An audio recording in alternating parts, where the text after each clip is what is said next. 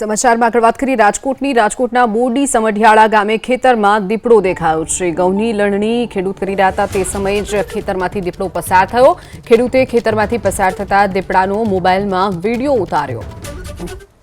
તો ઘઉંની લણણી ખેડૂત જે સમય કરી રહ્યા હતા તે સમયે જ એકાએક દીપડો ખેતરમાંથી પસાર થયો। ખેડૂતે આ દ્રશ્ય જોતાની સાથે જ પોતાના મોબાઈલના કેમેરામાં વિડીયો કેદ કર્યો। ઘઉંની લણણી ખેડૂત આ સમયે ખેતરમાં કરી રહ્યા હતા।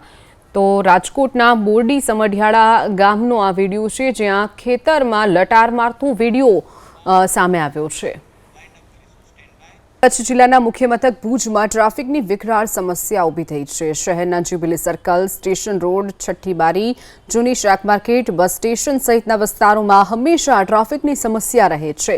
કરોડોના ખર્ચે ભુજનું નવું બસ પોર્ટ બનાવવામાં આવ્યું છે, પરંતુ બસ પોર્ટની બહાર આડેધડ વાહનો પાર્ક કરાતા એસટીની બસો પણ બસ પોર્ટની અંદર જઈ શકતી ન હોવાનું અહીંયા દ્રશ્યો સર્જાયા। ભુજમાં પાર્કિંગ પ્લોટ છે, પરંતુ રાજનેતાઓના સમર્થકો જ દબાણ કરીને બેઠા છે।